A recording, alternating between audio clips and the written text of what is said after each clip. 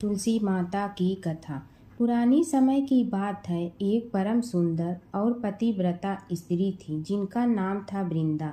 वे भगवान विष्णु की परम भक्त थी और उनका विवाह राक्षस राजा जलंधर से हुआ था। जलंधर बहुत शक्तिशाली था और उसकी शक्ति का रहस्य था उसकी पत्नी वृंदा की अटूट पतिव्रता धर्म।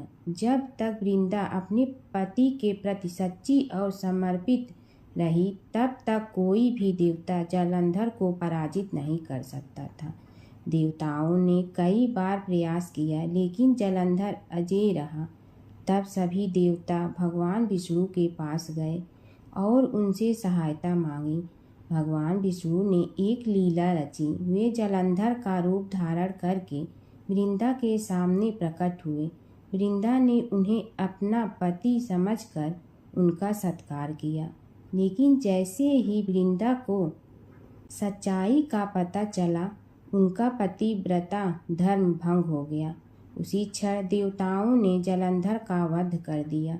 जब वृंदा को यह ज्ञात हुआ कि यह सब भगवान विष्णु की लीला थी तो वे बहुत दुखी हुई और उन्होंने भगवान विष्णु को श्राप दिया कि वे पत्थर बन जाएं।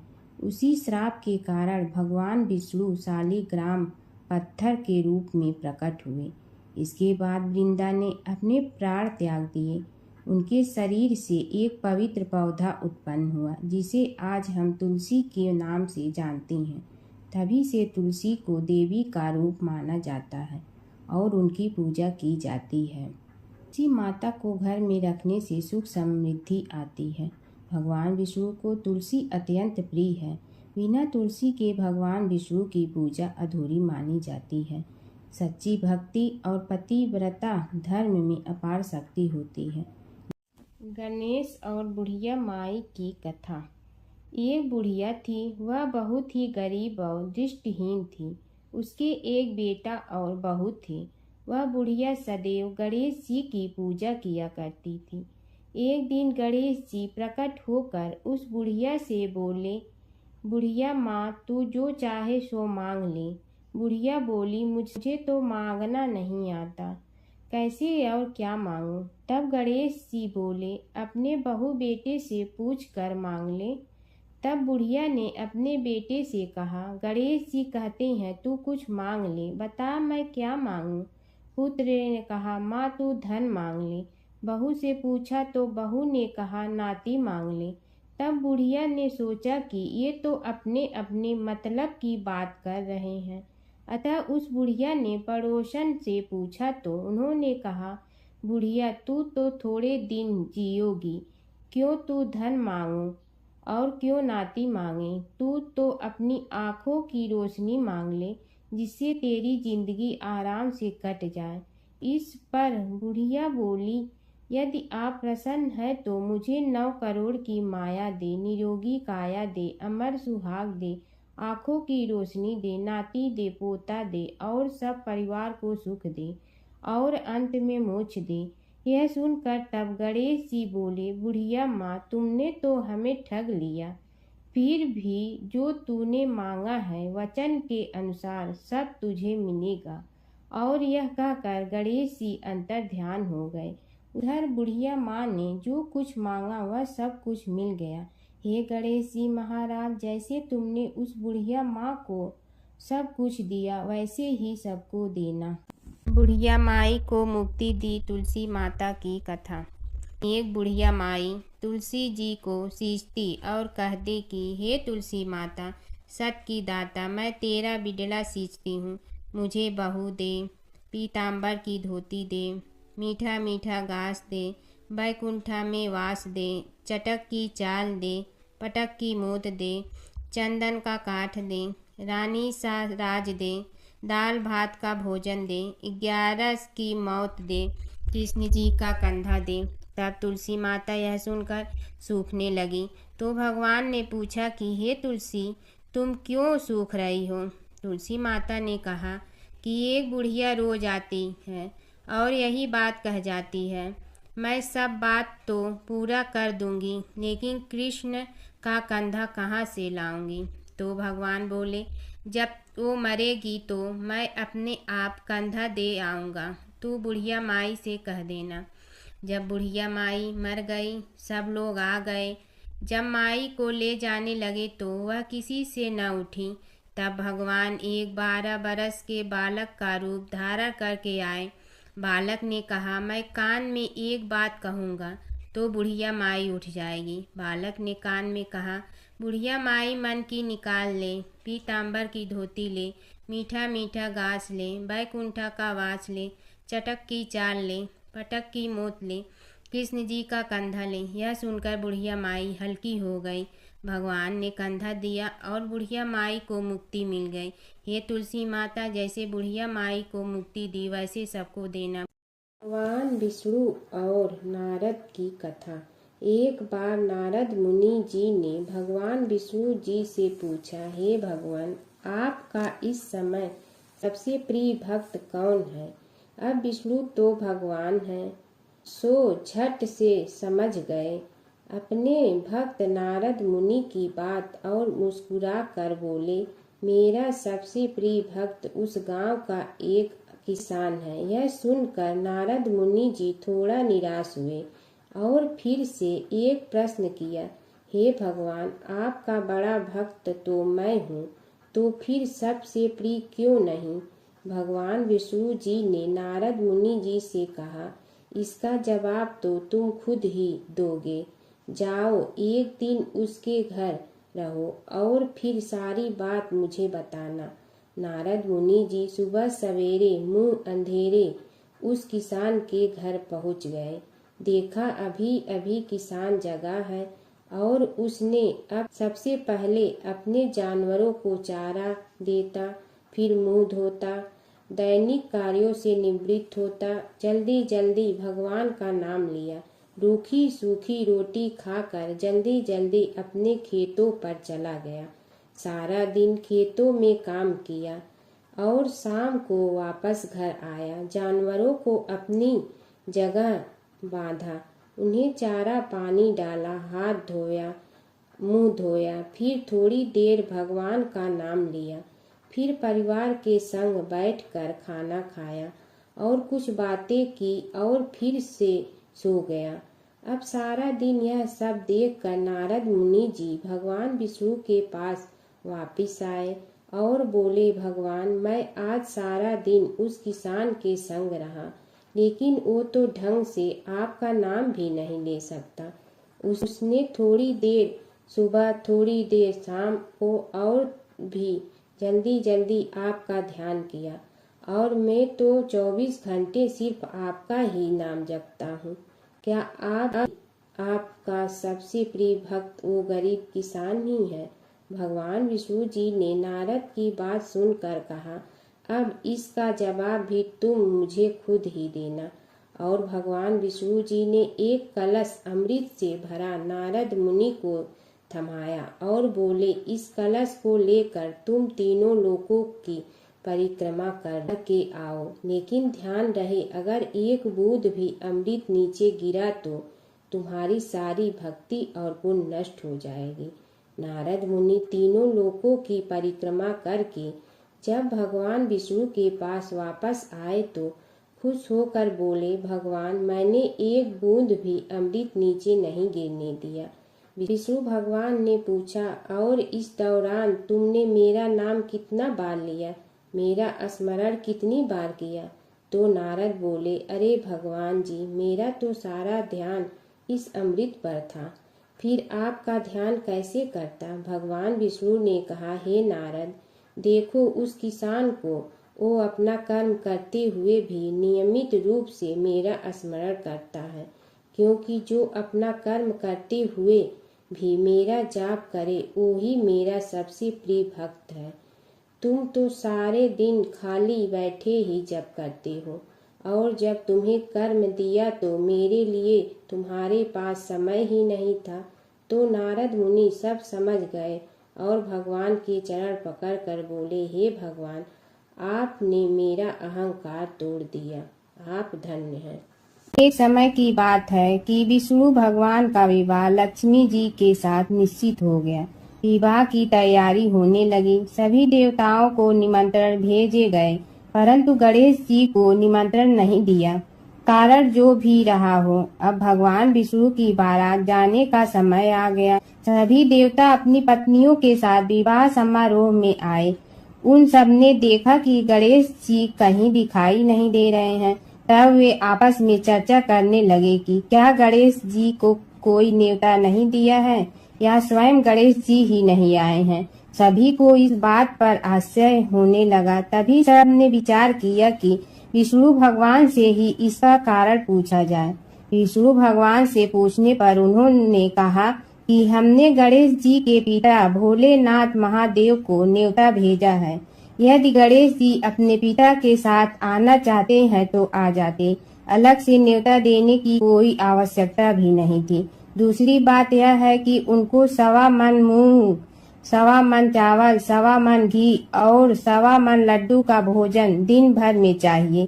यदि गणेश जी नहीं आएंगे तो कोई बात नहीं, दूसरे के घर जाकर इतना सारा खाना पीना अच्छा भी नहीं लगता।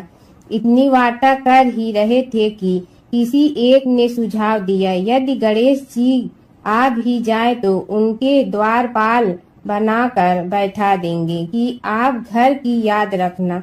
आप तो चूहे पर बैठकर धीरे धीरे चलोगे तो बारात से बहुत पीछे रह जाओगे। यह सुझाव भी सबको पसंद आ गया तो विष्णु भगवान ने भी अपनी सहमति दे दी। होना क्या था कि इतने में गणेश जी वहां आ पहुंचे और उन्हें समझा बुझा कर घर की रखवाली करने बैठा दिया गया। बारात चल रही थी, तब नारद जी ने देखा कि गणेश जी तो दरवाजे पर ही बैठे हुए हैं। तो वे गणेश जी के पास गए और रुकने का कारण पूछा। गणेश जी कहने लगे कि विष्णु भगवान ने मेरा बहुत अपमान किया है। नारद जी ने कहने लगे कि अपनी मूसक देना को आगे भेज दे तो वह रास्ता खोद देगी, जिससे उनके वाहन धरती में धंस जाएंगे। तब आपको सम्मान पूर्वक बुलाना पड़ेगा। अब तो गणेश जी ने अपनी मूसक सेना जल्दी से आगे भेज दी और सेना ने जमीन पोली कर दी। जब बारात वहां से निकली तो रथों के पहिए धरती में धंस गए। लाख कोशिश करे परंतु पहिए नहीं निकले। सभी ने अपने अपने उपाय किए परंतु पहिए तो नहीं निकले, बल्कि जगह जगह से टूट गए। किसी की समझ में नहीं आ रहा था कि अब क्या किया जाए। तब तो नारद जी ने कहा, आप लोगों ने गणेश जी का अपमान करके अच्छा नहीं किया। यदि उन्हें मना कर लाया जाए तो आपका कार्य सिद्ध हो सकता है और यह संकट टल सकता है। शंकर भगवान ने अपने दूत नंदी को भेजा और वे गणेश जी को लेकर आए। गणेश जी का आदर सम्मान के साथ पूजन किया। तब कहीं रथ के पहिए निकले। अब रथ के पहिए निकल के परंतु टूट गए तो उन्हें सुधारे गए। पास के खेत में खाती काम कर रहा था, उसे बुलाया गया। खाती अपना कार्य करने के पहले श्री गणेशाय नमः कहकर गणेश जी की वंदना मन ही मन करने लगा। देखते ही देखते खाती ने सभी पहियों को ठीक कर दिया। तब खाती कहने लगा कि हे देवताओं, आपने सर्वप्रथम गणेश जी को नहीं मनाया होगा और न ही उनकी पूजन की होगी, इसीलिए तो आपके साथ यह संकट आया है। हम तो मूर्ख अज्ञानी हैं, फिर भी पहले गणेश जी को पूजते हैं, उनका ध्यान करते हैं। आप लोग तो देवतागण हैं, फिर भी आप गणेश जी को कैसे भूल गए। अब आप लोग भगवान श्री गणेश जी की जय बोल कर जाएं तो आपके सब काम बन जाएंगे और संकट कट जाएंगे। ऐसा कहते हुए बारात वहां से चल दी और विष्णु भगवान को लक्ष्मी जी के साथ विवाह संपन्न करा के सभी सकुशल घर लौट आए। हे गणेश जी महाराज, आपने विष्णु को जैसे कारज सारियो ऐसे कारज सबको सिद्ध कर जो। बोलो गजानन भगवान की जय। प्राचीन काल की बात है। एक नगर में धर्मपाल नाम का एक निर्धन किंतु अत्यंत धर्मनिष्ठ व्यक्ति रहता था। वह न तो अधिक पूजा पाठ जानता था और न ही उसके पास धन था, परंतु उसके हृदय में भगवान विष्णु के प्रति अपार श्रद्धा थी। प्रतिदिन प्रातः स्नान कर भगवान विष्णु का स्मरण करता और तुलसी दल अर्पित करता। तब भी वह हरि नाम का जाप करता रहता। एक दिन किसी कारणवश वह पूजा न कर सका। मन में ग्लानि हुई और रात को उसने भगवान विष्णु से क्षमा याचना की। उसी रात उसे स्वप्न में विष्णु ने दर्शन दिए और कहा, हे भक्त, जो भी व्यक्ति श्रद्धा से मेरा स्मरण करता है मैं उसके सभी पाप हर लेता हूँ। भक्ति में विधि नहीं भाव प्रधान होता है। कुछ समय बाद धर्मपाल के जीवन की सभी कठिनाइयाँ दूर हो गई। उसके घर में सुख शांति और समृद्धि आ गई। अंत समय में उसे वैकुंठ लोक की प्राप्ति हुई। विष्णु भगवान की कथा। एक नगर में एक सेठ व एक सेठानी रहते थे और सेठानी रोज विष्णु भगवान की पूजा करती थी। सेठ को उसका पूजा करना बिल्कुल अच्छा नहीं लगता था। इसी वजह से एक दिन सेठ ने सेठानी को घर से निकाल दिया। घर से निकलने पर वह जंगल की ओर गई तो देखा 4 आदमी मिट्टी खोदने का काम कर रहे थे। उसने कहा कि मुझे नौकरी पर रख लो। उन्होंने उसे रख लिया, लेकिन मिट्टी खोदने से सेठानी के हाथों में छाले पड़ गए और उसके बाल भी उड़ गए। वह आदमी कहते हैं कि बहन, लगता है तुम किसी अच्छे घर की महिला हो। तुम्हें काम करने की आदत नहीं है। तुम एक काम रहने दो और हमारे घर का काम कर लिया करो। वह चारों आदमी उसे अपने साथ घर ले गए और वह 4 मुट्ठी अनाज लाते और सभी बांट कर खा लेते। एक दिन सेठानी ने कहा कि कल से 8 मुट्ठी अनाज लाना। अगले दिन वह 8 मुट्ठी अनाज लाए और सेठानी पड़ोसन से आग मांग लाई। उसने भोजन बनाया, विष्णु भगवान को भोग लगाया, फिर सभी को खाने को दिया। सारे भाई बोले कि बहन, आज तो भोजन बहुत स्वादिष्ट बना है। सेठानी ने कहा कि भगवान का जूठा है तो स्वाद तो होगा ही। सेठानी के जाने के बाद सेठ भूखा रहने लगा और आस पड़ोस के सारे लोग कहने लगे कि ये तो सेठानी के भाग्य से खाता था। एक दिन सेठ अपनी सेठानी को ढूंढने चल पड़ा। उसने ढूंढते हुए वह भी उस जंगल में पहुंच गया जहां वह चारों आदमी मिट्टी खोद रहे थे। सेठ ने उन्हें देखा तो कहा कि भाई, मुझे भी काम पर रख लो। उन आदमियों ने उसे काम पर रख लिया, लेकिन मिट्टी खोदने से उसके भी हाथों में छाले पड़ गए और बाल उड़ने लगे। उसकी यह हालत देख चारों बोले कि तुम्हें काम की आदत नहीं है, तुम हमारे साथ चलो और हमारे घर में रह लो। सेठ उन चारों आदमियों के साथ उनके घर चला गया और जाते ही उसने सेठानी को पहचान लिया, लेकिन सेठानी घूंघट में थी तो सेठ को देख नहीं पाई। सेठानी ने सभी के लिए भोजन तैयार किया और हर रोज की भांति विष्णु भगवान को भोग लगाया। उसने उन चारों भाइयों को भोजन परोस दिया, लेकिन जैसे ही वह सेठ को भोजन देने लगी तो विष्णु भगवान ने उसका हाथ पकड़ लिया। भाई बोले कि बहन, ये तुम क्या कर रही हो? वह बोली, मैं कुछ नहीं कर रही हूँ, मेरा हाथ तो विष्णु भगवान ने पकड़ लिया है। भाई बोले, हमें भी विष्णु भगवान के दर्शन कराओ। उसने भगवान से प्रार्थना की तो विष्णु जी प्रकट हो गए। सभी ने दर्शन किए। सेठ ने सेठानी से क्षमा मांगी और सेठानी को साथ चलने को कहा। भाइयों ने अपनी बहन को बहुत सा धन देकर विदा किया। जब सेठानी के साथ सेठ भी भगवान विष्णु की पूजा करने लगा और उनके परिणाम से उनका घर अन्न धन से भर गया। जमुना की कहानी। प्राचीन समय में एक गांव था जिसमें 2 बहनें रहा करती थी। एक बहन का नाम गंगा था तो दूसरी बहन का नाम जमुना था। एक बार दोनों बहनें एक साहूकार के खेत से गुजर रही थी तो जमुना ने 13 दाने जौ के तोड़ लिए, जिसे देख गंगा बोली कि तुझे तो ग्रहण लग गया, तूने चोरी की है। इस पर जमुना बोली कि अब मेरा ग्रहण कैसे धुलेगा। गंगा ने कहा कि तुझे 12 साल तक साहूकार के यहाँ नौकरी करनी पड़ेगी, तभी तेरा पाप धुलेगा और ग्रहण से मुक्ति मिलेगी। जमुना साहूकार के यहाँ नौकरी के लिए जाती है और अपने लिए काम मांगती है। साहूकार उसे काम पर रख लेता है, लेकिन काम करने से पहले जमुना उसे कहती है कि मैं सारे काम करूंगी, लेकिन 4 काम नहीं करूंगी। जूठे बर्तन नहीं मांजूंगी, झाड़ू नहीं लगाऊंगी, बिस्तर नहीं बिछाऊंगी और दिया नहीं जलाऊंगी। 12 साल के बाद कुंभ का मेला लगा तो साहूकारनी भी कुंभ नहाने जाने लगी। यमुना ने उसे जाते देख कहा कि कुंभ के मेले में मेरी बहन गंगा मिलेगी तो उसे यह सोने का टक्का दे देना, इससे वह अपने हाथों में सुंदर चूड़ियां पहन लेगी। साहूकारनी ने कुंभ के मेले में गंगा को वह सोने का टका दे दिया। गंगा ने उनसे वह टका लेते हुए कहा कि मेरी बहन को कहना कि उसके 12 वर्ष पूरे हो गए हैं, अब वह वहां वापिस आ जा।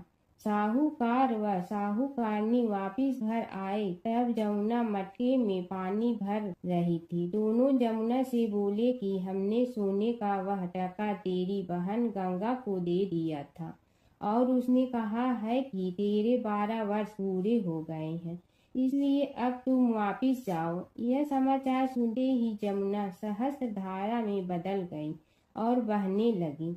यमुना जी का यह रूप देखकर साहूकार और साहूकारनी परेशान हो गई थी। हमारे घर में जमुना माता ने काम किया, हमें तो अब ग्रहण लग गया है, हम यह ग्रहण कैसे उतारेंगे। जमुना भागकर गंगा माता के पास चली गई।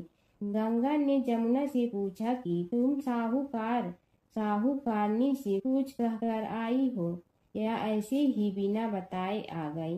तब जमुना बोली कि मैं तो कुछ भी बताकर नहीं आई हूँ। गंगा ने कहा कि जा उन्हें धीरज दे आ, नहीं तो उन्हें जीवन भर असंतोष ही रहेगा।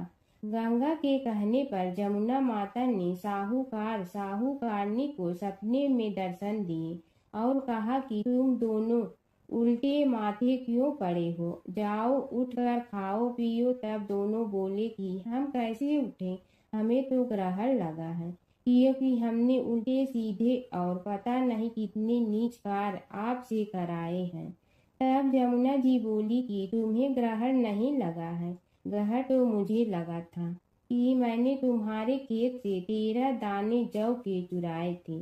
मैं तो अपना ग्रहण उतारने तुम्हारे घर आई थी। मेरा ग्रहण तुम्हारे घर में 12 वर्ष तक रहने से उतर गया है और मेरी मुक्ति हो गई है। जमुना जी ने कहा कि तुम्हें कोई ग्रहण नहीं लगा है, उल्टे मेरे 12 वर्ष तक यहाँ रहने से तुम्हारी भी मुक्ति हो गई है। यह कहकर जमुना जी स्वप्न से चली गई।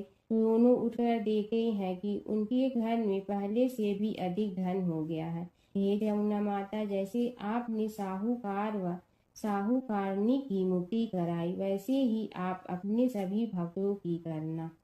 नगर बसेरे की कहानी। किसी गांव में एक भाट व एक जाट रहता था। दोनों में घनिष्ठ मित्रता थी। एक बार जाट अपनी बहन के घर जाने को तैयार हुआ तो भाट अपनी ससुराल जाने को तैयार हुआ। दोनों साथ चल पड़े तो रास्ते में रुककर एक कुएं की मुंडेर पर बैठ गए। जाट ने भाट से कहा कि नगर बसेरा कर लेते हैं। इस पर भाट बोला कि तू ही नगर बसेरा कर ले, मैं तो अपनी ससुराल जा रहा हूँ, वहाँ खूब खातिर होगी मेरी, तू कर ले नगर बसेरा।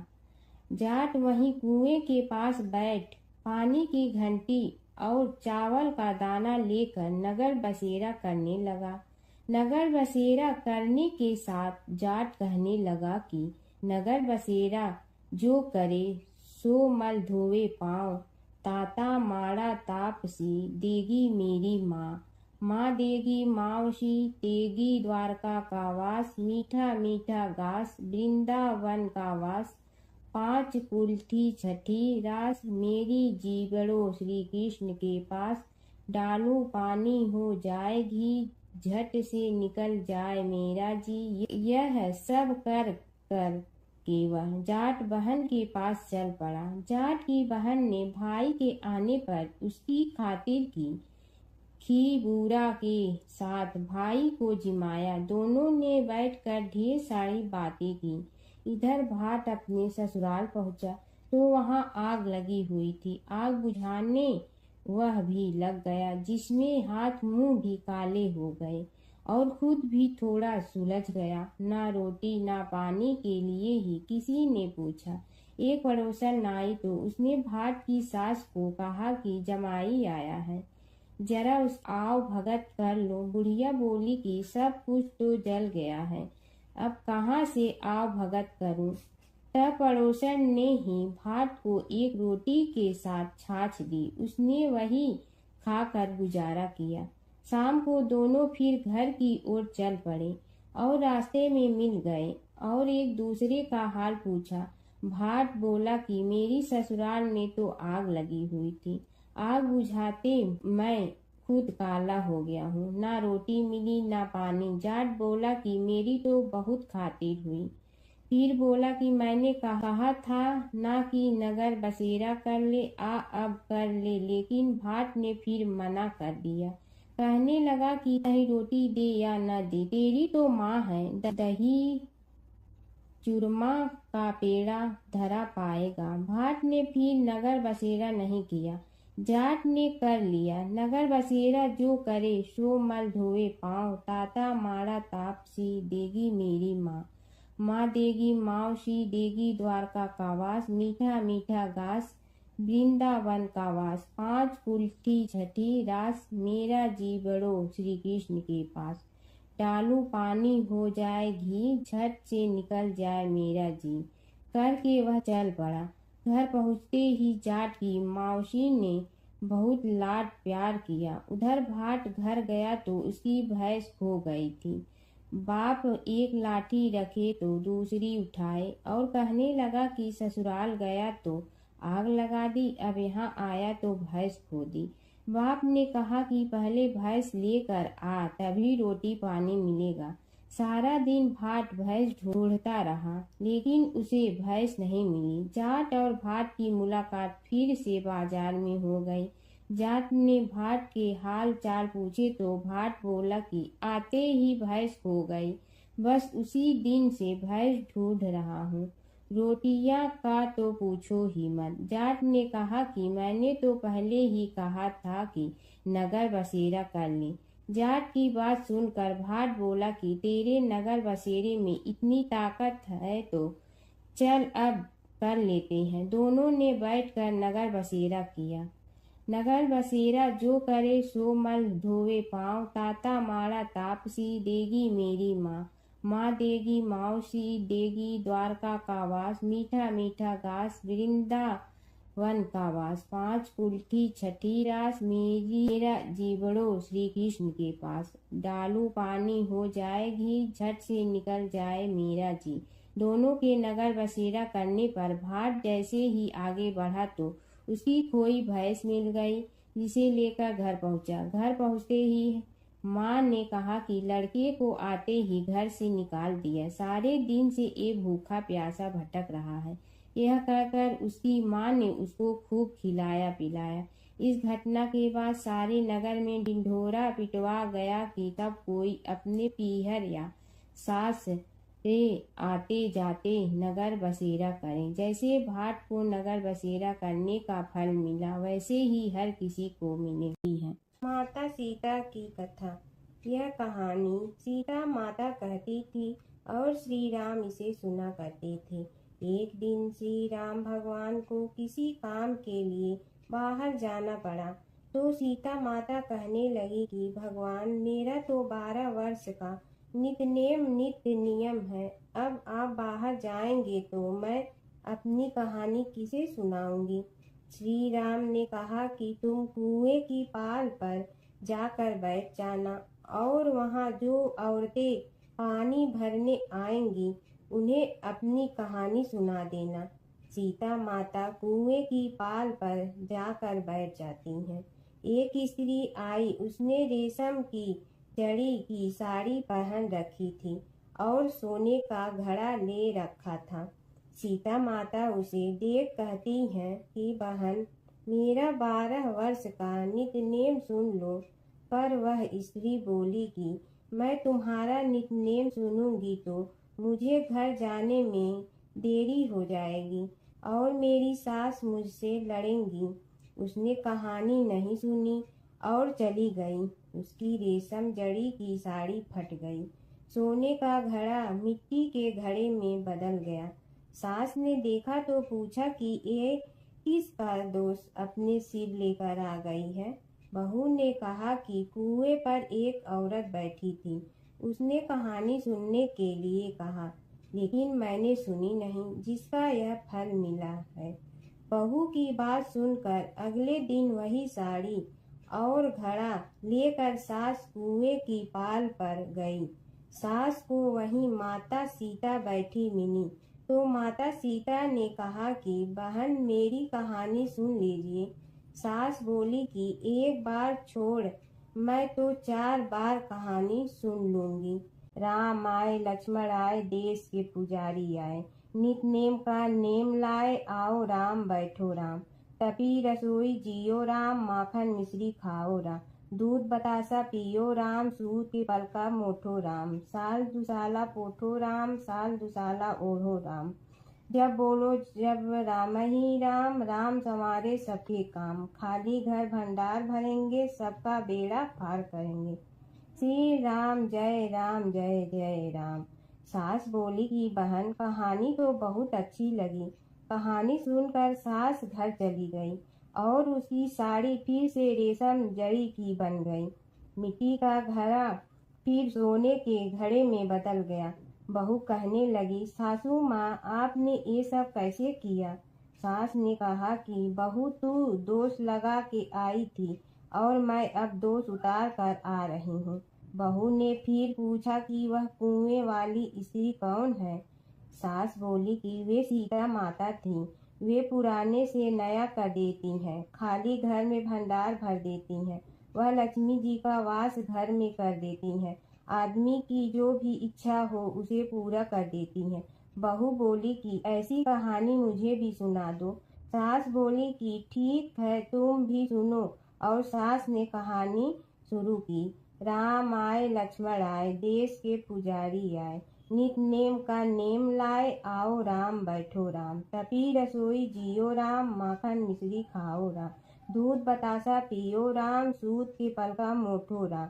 साल दुसाला पोठो राम, साल दुसाला ओढ़ो राम। जब बोलो जब राम ही राम, राम संवारे सबके काम। खाली घर भंडार भरेंगे, सबका बेड़ा पार करें। श्री राम जय जय राम। कहानी सुनकर बहू बोली कि कहानी तो बहुत अच्छी है। सास ने कहा कि ठीक है, इस कहानी को रोज कहा करेंगे। अब सास बहू रोज सवेरे उठती, नहाती धोती और पूजा करने के बाद नितनेम की सीता की कहानी कहती। एक दिन उनके यहाँ एक पड़ोस की औरत आई और बोली कि बहन, जरा सी आँच दे ना। तो वह बोली कि आज तो अभी हमने जलाई ही नहीं। पड़ोसन ने कहा कि तुम सुबह 4 बजे से उठकर क्या कर रही हो? फिर उन्होंने कहा कि सुबह उठकर हम पूजा करते हैं, फिर सीता माता की नितनेम की कहानी कहते हैं। पड़ोसन ने उसकी बात सुनकर फिर कहा कि सीता माता की कहानी कहने से तुम्हें क्या मिलता है? वे बोली कि इनकी कहानी कहने से घर में भंडार भर जाते हैं, सारे काम सिद्ध होते हैं, मन की इच्छा भी पूरी हो जाती है। पड़ोसन कहती है कि बहन, ऐसी कहानी तो मुझे भी सुना दो। फिर वह बोली कि ठीक है, तुम भी यह कहानी सुन लो।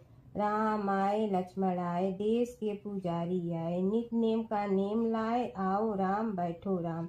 सारी कहानी सुनने के बाद पड़ोसन कहने लगी, बहन, कहानी तो मुझे बहुत अच्छी लगी। अब वह पड़ोसन भी नित नेम सीता माता की कहानी कहने लगी। कहानी कहने से सीता माता ने पड़ोसन के भी भंडार भर दिए। अब तो पूरे मोहल्ले में नित नेम की कथा चल पड़ी। हर किसी की मनोकामना पूरी होने लगी। हे सीता माता, जैसे आपने उनके भंडार भरे, वैसे ही आप हमारे भी भंडार भरना, सबकी भरना, कहानी सुनने वाले के भी और कहानी कहने वाले के भी। प्राचीन काल की बात है। नैमिषारण्य क्षेत्र में ऋषि, महर्षि और साधु संतों का समाज जुड़ा था। उसमें श्री सूत जी भी विद्यमान थे। शौनक जी ने उनकी सेवा में उपस्थित होकर निवेदन किया कि हे अज्ञान रूप घोर तिमिर को नष्ट करने में करोड़ों सूर्यों के समान प्रकाशमान श्री सूत जी हमारे कानों के लिए अमृत के समान जीवन प्रदान करने वाले कथा तत्व का वर्णन कीजिए। हे सूत जी, हमारे हृदयों में ज्ञान के प्रकाश की वृद्धि तथा भक्ति, वैराग्य और विवेक की उत्पत्ति जिस कथा से हो सकती हो वह हमारे प्रति कहने की कृपा कीजिए। शौनक जी की जिज्ञासा से सूत जी बड़े प्रसन्न हुए। पुरातन इतिहासों के स्मरण से उनका शरीर पुलकायमान हो रहा था। वे कुछ देर उसी स्थिति में विराजमान रहकर कुछ विचार करते रहे और अंत में बोले, शौनक जी, इस विषय में आपके चित्त में बड़ी जिज्ञासा है। आप धन्य हैं जो सदैव ज्ञान की प्राप्ति में तत्पर रहते हुए विभिन्न पुराण कथाओं की जिज्ञासा रखते हैं। आज मैं आपको ज्ञान के परम स्रोत रूप श्री गणेश जी का जन्म कर्म रूप चरित्र सुनाऊंगा। गणेश जी से ही सभी ज्ञानों, सभी विद्याओं का उद्भव हुआ है। अब आप सावधान चित्त से विराजमान हो। श्री गणेश जी के ध्यान और नमस्कार पूर्वक उनका चरित्र श्रवण करें। नमस्तस्मै गणेशाय ब्रह्मा विद्या प्रदायिनी यनागस्त्यसमः साक्षात विघ्न सागर सोसड़े। कैसे हैं वे श्री गणेश जो सभी प्रकार की ब्रह्म विद्याओं को प्रदान करने वाले अर्थात ब्रह्मा के सगुण और निर्गुण स्वरूप पर प्रकाश डालने और जीव ब्रह्मा का अभेद प्रतिपादन करने वाली विद्याओं के दाता हैं। वे विघ्नों के समुद्रों को महर्षि अगस्त के समान शोषण करने में समर्थ हैं। इसलिए उनका नाम विघ्न सागर शोषक के नाम से प्रसिद्ध है। मैं उन भगवान श्री गणेश जी को नमस्कार करता हूँ। प्रथम पूजा के अधिकारी श्री गणेश जी, यह कहकर सूत जी कुछ समय के लिए मौन हो गए और फिर बोले, शौनक जी, भगवान गणेश जी ही सर्वप्रथम पूजा प्राप्ति के अधिकारी हैं। किसी भी देवता की पूजा करो, पहले उनकी पूजा करो। शौनक जी ने निवेदन किया, हे भगवान, हे सूत, सर्वप्रथम यह बताने की कृपा कीजिए कि गणेश जी को प्रथम पूजा का अधिकार किस प्रकार प्राप्त हुआ। इस विषय में मेरी बुद्धि मोह को प्राप्त हो रही है कि सृष्टि रचयिता ब्रह्मा जी, पालन करता भगवान नारायण और संहार करता शिव जी में से किसी को प्रथम पूजा का अधिकारी क्यों नहीं माना गया। यह त्रिदेव ही तो सबसे बड़ा देवता माने जाते हैं।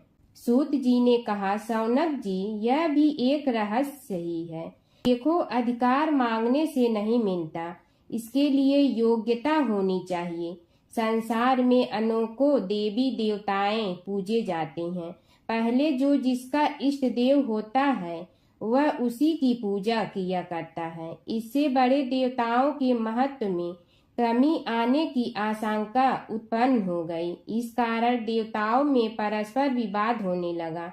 वे उसका निर्णय प्राप्त करने के लिए शिव जी के पास पहुँचे और प्रणाम करके पूछने लगे, प्रभु, हम सब में प्रथम पूजा का अधिकारी कौन है।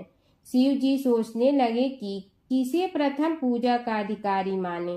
तभी उन्हें एक युक्ति सूझी। बोले, देवगण, इसका निपटारा बातों से नहीं तथ्यों से होगा।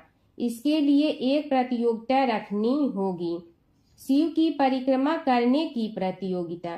देवगण उनका मुख देखने लगे, शंकित हृदय से सोचने लगे कि कैसी प्रतियोगिता रहेगी। यह शिव जी ने उनके मन के भाव ताड़ लिए, इसलिए सांत्वना भरे शब्दों में बोले, घबराओ मत, कोई कठिन परीक्षा नहीं ली जाएगी। बस इतना ही कि सभी अपने अपने वाहनों पर चढ़कर संसार की परिक्रमा करो और फिर यहाँ लौट आओ। जो पहले लौटेगा वही सर्वप्रथम पूजा का अधिकारी होगा। अब क्या देर थी, सभी अपने अपने वाहन पर चढ़कर दौड़ पड़े। किसी का वाहन गजराज था तो किसी का सिंह, किसी का भैंसा तो किसी का मृग, किसी का हंस तो किसी का उल्लू, किसी का अश्व तो किसी का श्वान। अभिप्राय यह है कि वाहनों को विविधता के दर्शन उस समय जितने भले प्रकार से हो सकते थे उतने अन्य समय में नहीं। सबसे गया बीता वाहन गणेश जी का था मूषक, उससे चूहा भी कहते हैं। ऐसे वाहन के बल भरोसे इस प्रतियोगिता में सफल होना तो क्या, सम्मिलित होना भी हास्यास्पद है। गणेश जी ने सोचा, छोड़ो, क्या होगा प्रतियोगिता में भाग लेने से, हम तो यहाँ बैठे रह कर ही तमाशा देखेंगे। वे बहुत देर तक विचार करते रहे। अंत में उन्हें एक युक्ति सूझी।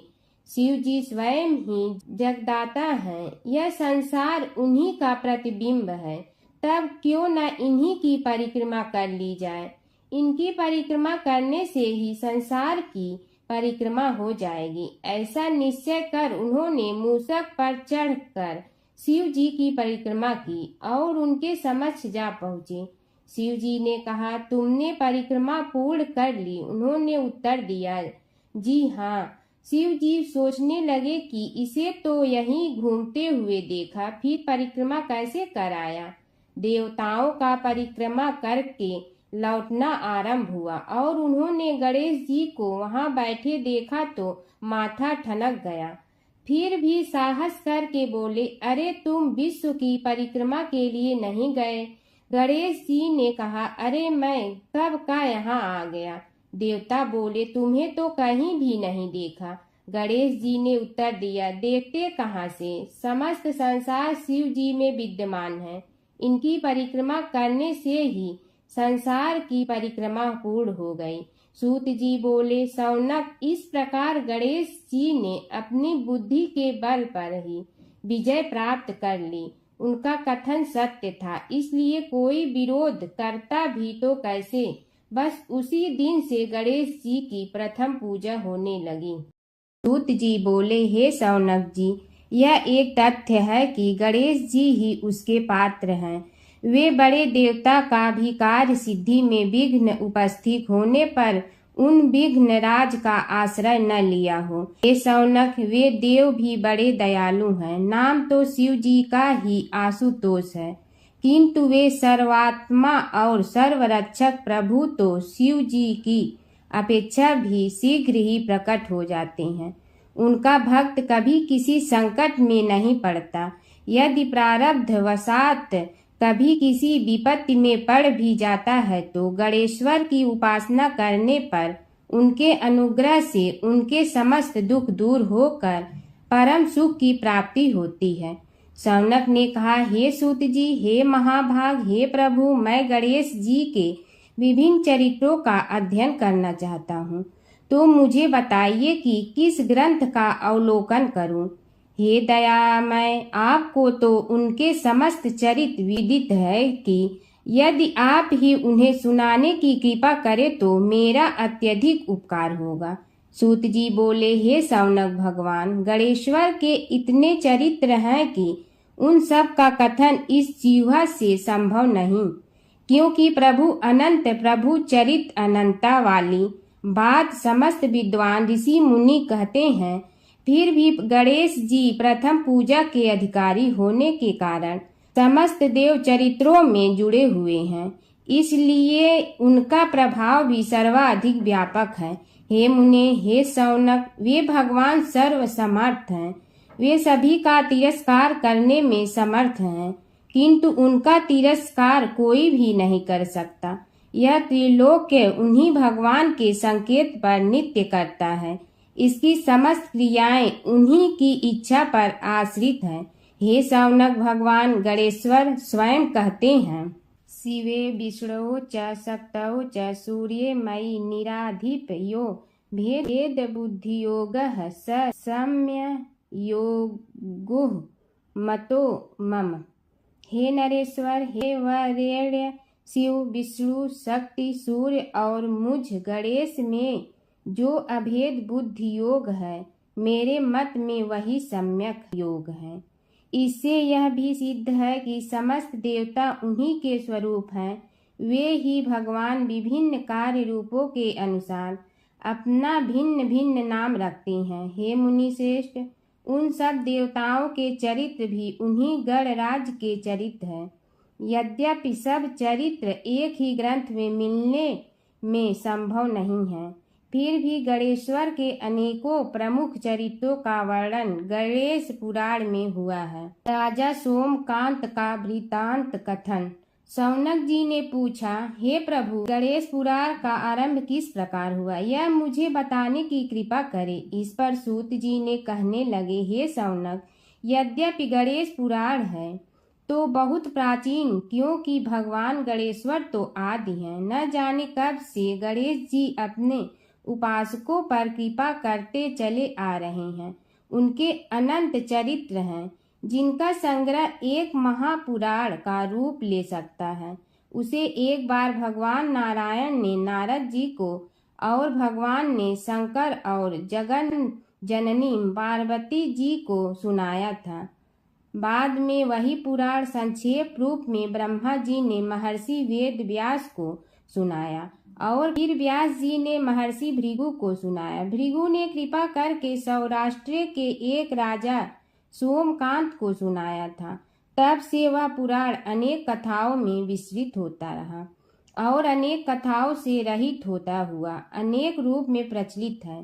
शौनक जी ने पूछा, भगवान, आप यह बताने का कष्ट करें कि राजा सोमकांत कौन था। उसने महर्षि से गणेश पुराण का श्रवण कहाँ किया था, उस पुराण के श्रवण से उसे क्या क्या उपलब्धियां हुई। हे नाथ, मुझे श्री गणेश्वर की कथा के प्रति उत्कंठा बढ़ती ही जा रही है। सूत जी बोले, हे शौनक, सौराष्ट्र के देवनगर नाम की एक प्रसिद्ध राजधानी थी। वहाँ का राजा सोमकांत था। वह अपनी प्रजा का पुत्र के समान पालन करता था। वह वेद ज्ञान संपन्न, शस्त्र विद्या में पारंगत एवं प्रबल प्रतापी राजा, समस्त राजाओं में मान्य तथा अत्यंत वैभवशाली था। उसका ऐश्वर्य कुबेर के भी ऐश्वर्य को लज्जित करता था। उसने अपने पराक्रम से अनेकों देश जीत लिए थे। उसकी पत्नी अत्यंत रूपवती, गुणवती, धर्माज्ञा एवं पतिव्रत धर्म का पालन करने वाली थी। वह सदैव अपने प्राणनाथ की सेवा में लगी रहती थी। उसका नाम सुधर्मा था। जैसे वह प्रतिव्रता थी, वैसे ही राजा भी एक पत्नी व्रता का पालन करने लगा। उसके हेमकांत नामक एक सुंदर पुत्र था। वह भी सभी विद्याओं का ज्ञाता और अस्त्र शस्त्रादि के अभ्यास में निपुण हो गया था। यह सभी श्रेष्ठ लक्षणों से संपन्न, सद्गुणी एवं प्रजा जनों के हितों का अत्यंत पोषक था। इस प्रकार राजा सोमकांत स्त्री, पुत्र, पशु, वाहन, राज्य एवं प्रतिष्ठा आदि से सब प्रकार सुखी था। उसे दुख तो था ही नहीं। सभी राजागण उसका हार्दिक सम्मान करते थे तथा उसकी श्रेष्ठ कीर्ति भी संसार व्यापी थी। परंतु युवा अवस्था के अंत में सोमकांत को घृणित कोष्ठ रोग हो गया। उसके अनेक उपचार किए गए, किंतु कोई लाभ नहीं हुआ। रोग शीघ्रता से बढ़ने लगा और उसके कीड़े पड़ गए। जब रोग की अधिक वृद्धि होने लगी और उसका कोई उपाय न हो सका, तो राजा ने मंत्रियों को बुलाकर कहा, सुव्रतो, जाने किस कारण यह रोग मुझे पीड़ित कर रहा है। अवश्य ही यह किसी पूर्व जन्म के पाप का फल होगा। इसलिए मैं अब अपना समस्त राजपाट छोड़कर वन में रहूंगा। मेरे पुत्र हेमकांत को मेरे समान मानकर राज्य शासन का धर्म पूर्वक संचालन कराते रहें। यह कहकर राजा ने शुभ दिन दिखवाकर अपने पुत्र हेमकांत को राज्य पद पर अभिषेक किया और अपनी पत्नी सुधर्मा के साथ निर्जन वन की ओर चल दिया। प्रजापालक राजा के वियोग में समस्त प्रजा जन अश्रु बहाते हुए उनके साथ चले गए। राज्य की सीमा पर पहुंचकर राजा ने अपने पुत्र अमात्यगण और प्रजाजनों को समझाया, आप सब लोग धर्म के जानने वाले, श्रेष्ठ आचरण में तत्पर एवं सहृदय हैं। यह संसार तो वैसे भी परिवर्तनशील है, जो आज है वह कल नहीं था और आने वाले कल में भी नहीं रहेगा। इसलिए मेरे जाने से दुख का कोई कारण नहीं है। मेरे स्थान पर मेरा पुत्र सभी कार्यों को करेगा, इसलिए आप सब उसके अनुशासन में रहते हुए उसे सदैव सम्मान करते रहें। फिर पुत्र से कहा, बेटा, यह स्थिति सभी के समझ आती रही है। हमारे पूर्व पुरुष भी परंपरागत रूप से वृद्धावस्था आने पर वन में जाते रहे हैं। मैं कुछ समय पहले ही वन में जा रहा हूँ, तो कुछ पहले या पीछे जाने में कोई अंतर नहीं पड़ता। यदि कुछ वर्ष बाद जाऊं तब भी मोह का त्याग करना ही होगा। इसलिए हे वत्स, तुम दुखित मत हो और मेरी आज्ञा मानकर राज्य शासन को ठीक प्रकार चलाओ। ध्यान रखना, क्षत्रिय धर्म का कभी त्याग न करना और प्रजा को सदा सुखी रखना। इस प्रकार राजा सोमकांत ने सभी को समझा बुझाकर वहां से वापस लौट आया और स्वयं अपनी पतिव्रता भार्या के साथ वन में प्रवेश किया। पुत्र हेमकांत के आग्रह से उसने सुबल और ज्ञान गम्य नामक 2 आत्माओं को भी साथ ले लिया। उन सब ने एक समतल एवं सुंदर स्थान देखकर वहां विश्राम किया। तभी उन्हें एक मुनि कुमार दिखाई दिया। राजा ने उससे पूछा, तुम कौन हो, कहाँ रहते हो? यदि उचित समझो तो मुझे बताओ। मुनि बालक ने कोमल बाड़ी में कहा, मैं महर्षि भृगु का पुत्र हूँ। मेरा नाम च्यवन है। हमारा आश्रम निकट में ही है। अब आप भी अपना परिचय दीजिए। राजा ने कहा, मुनि कुमार, आपका परिचय पाकर मुझे बड़ी प्रसन्नता हुई। मैं सौराष्ट्र के देवनगर नामक राज्य का अधिपति रहा हूँ। अब अपने पुत्र को राज्य देकर मैंने अरण्य की शरण ली है।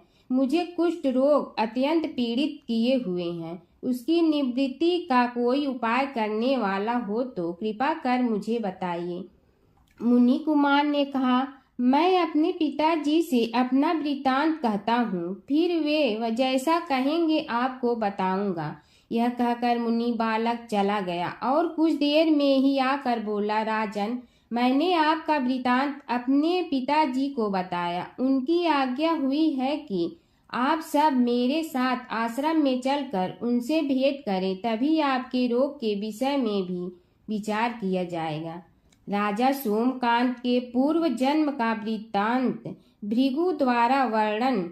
राजा अपनी पत्नी और अमात्यों के सहित च्यवन के साथ साथ भृगु आश्रम में जा पहुंचा और उन्हें प्रणाम कर बोला, हे भगवान, हे महर्षि, मैं आपकी शरण हूँ।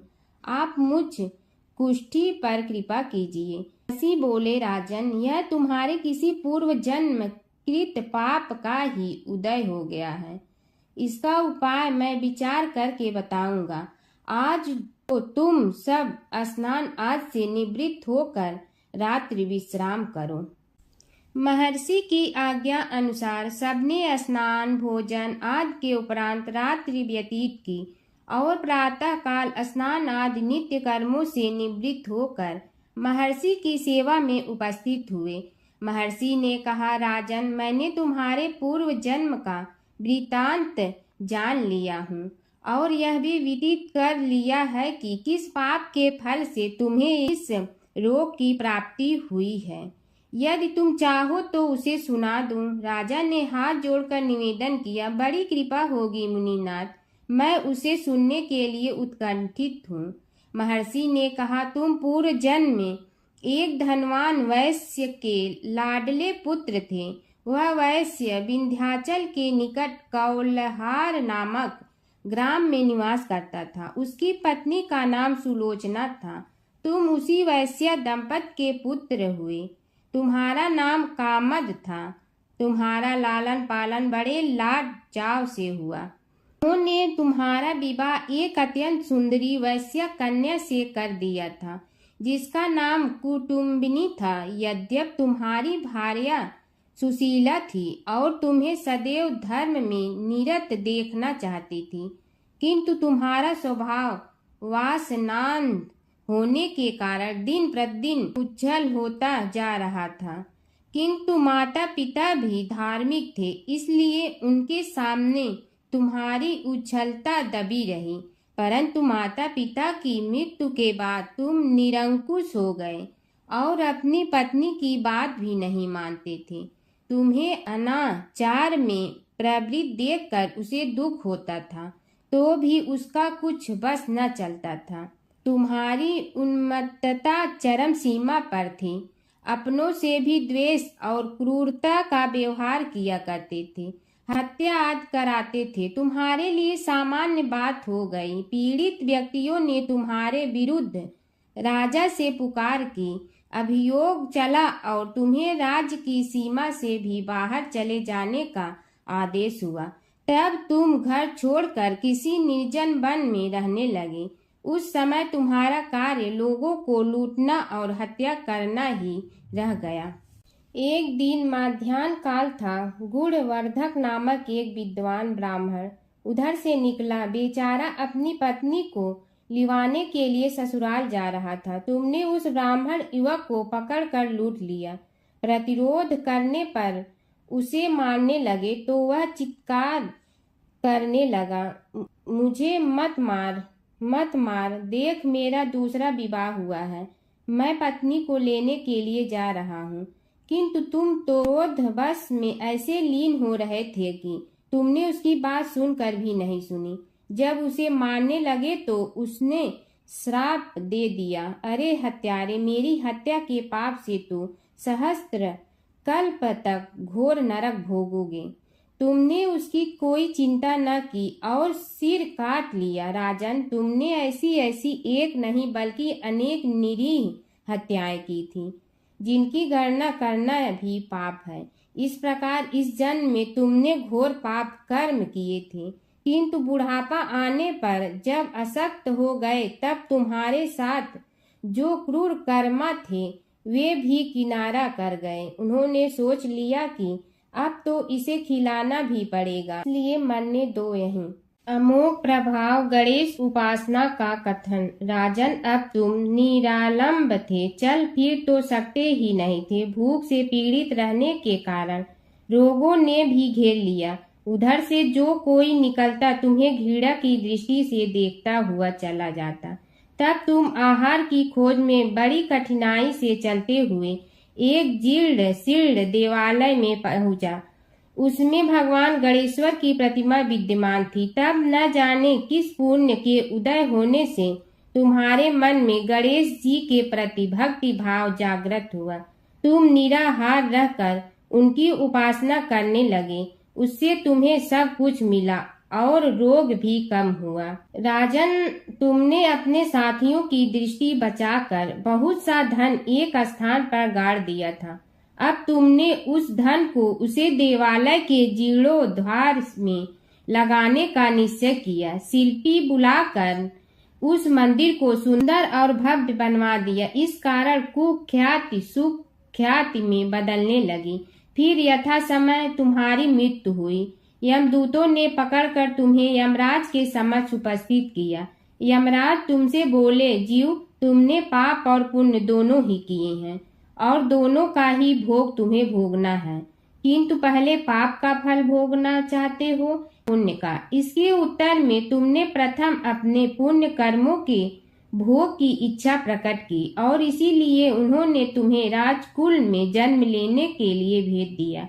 पूर्व जन्म में तुमने भगवान गणाध्यक्ष का सुंदर एवं भव्य मंदिर बनवाया था, इसलिए तुम्हें सुंदर देह की प्राप्ति हुई। यह कहकर महर्षि भृगु कुछ रुके। उन्होंने देखा कि राजा को इस वृतांत पर शंका हो रही है। तभी महर्षि के शरीर में असंख्य विकराल पक्षी उत्पन्न होकर राजा की ओर झपटे।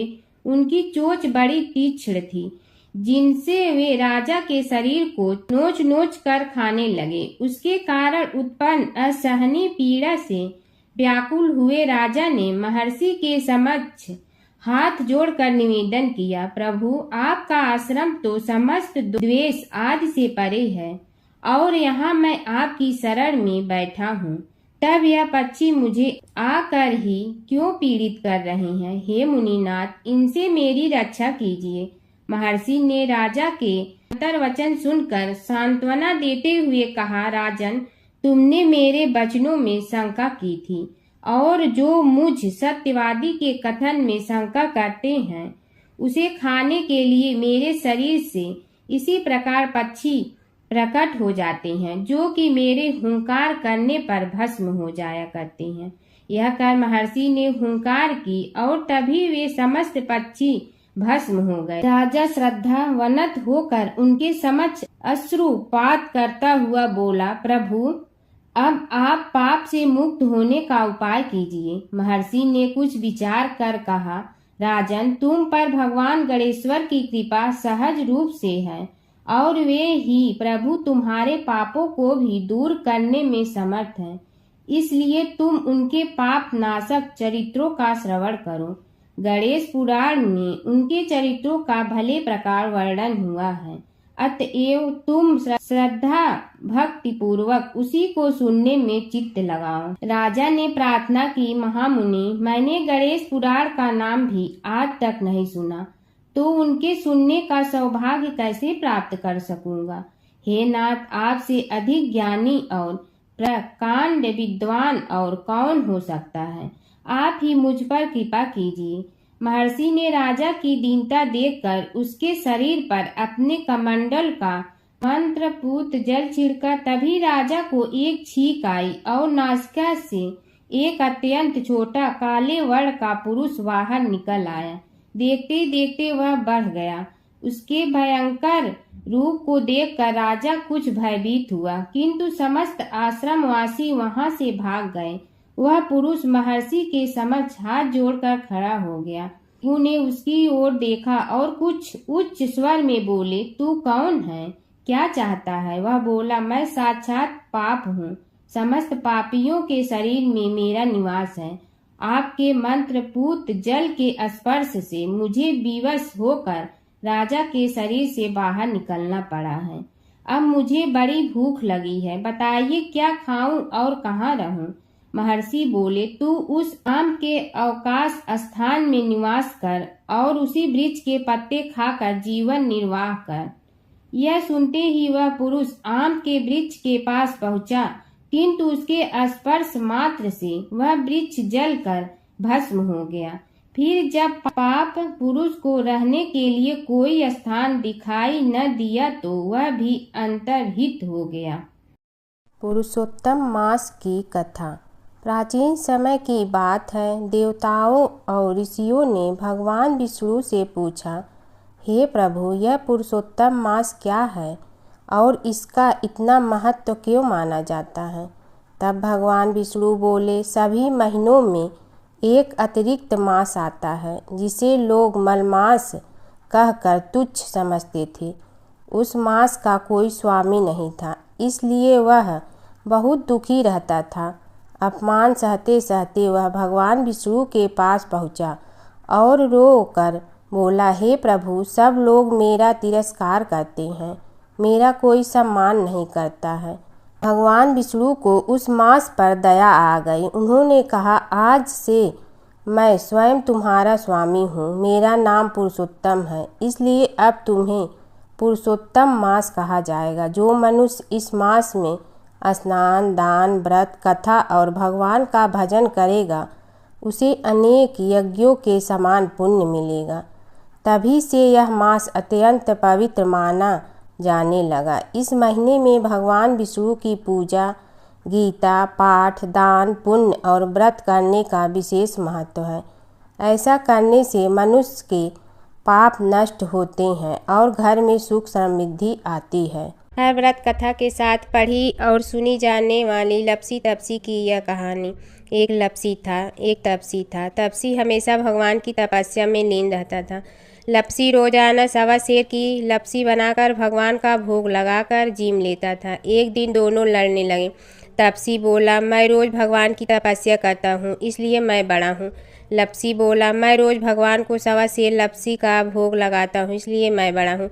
नारद जी वहाँ से गुजर रहे थे। दोनों को लड़ता देखकर उनसे पूछा कि तुम क्यों लड़ रहे हो। तपसी ने खुद के बड़ा होने का कारण बताया और लपसी ने अपना कारण बताया। नारद जी बोले, तुम्हारा फैसला मैं करूँगा। दूसरे दिन लपसी और तपसी नहाकर अपनी रोज की भक्ति करने आए तो नारद जी ने छुपकर 1.25 करोड़ की एक एक अंगूठी उन दोनों के आगे रख दी। तपसी की नज़र उस अंगूठी पर पड़ी जो उसने चुपचाप अंगूठी उठाकर अपने नीचे दबा ली।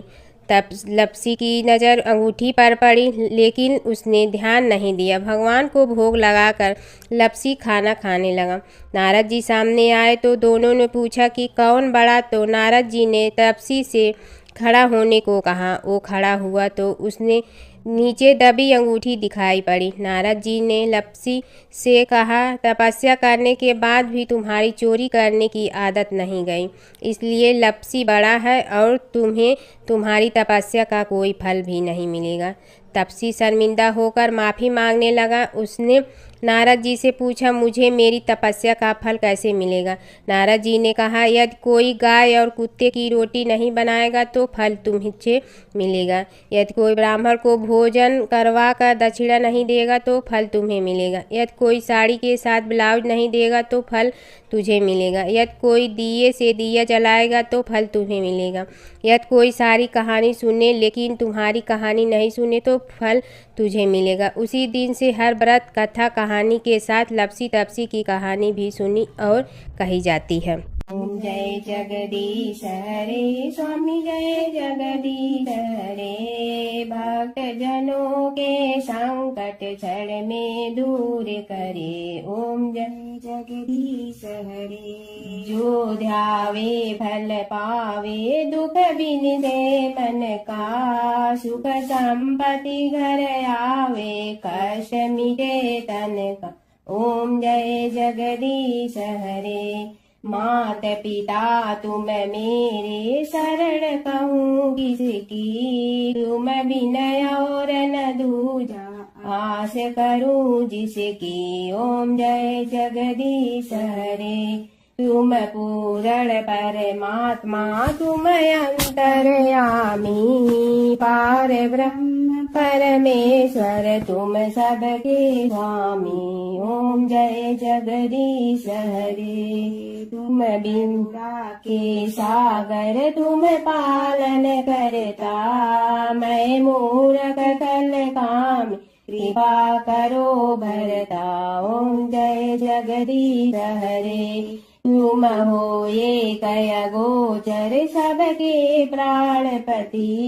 किस विधि मिलूं दया में, तुमको मैं कुमति। ओम जय जगदीश हरे। दीन बंधु दुख हरता, तुम रक्षक मेरे। अपने हाथ उठाओ, द्वार पड़ा तेरे। ओम जय जगदीश हरे। विषय विकार मिटा, पाप हरो देवा। श्रद्धा भक्ति बढ़ाओ, संतन की सेवा। ओम जय जगदीश हरे। तन मन धन सब तेरा, स्वामी सब कुछ है तेरा। तेरा तुझको अर्पण क्या लागे मेरा। ओम जय जगदीश हरे। जय जगदीश हरे। स्वामी जय जगदीश हरे। भक्त जनों के संकट क्षण में दूर करे। ओम जय जगदीश हरे। स्वामी जय जगदीश हरे।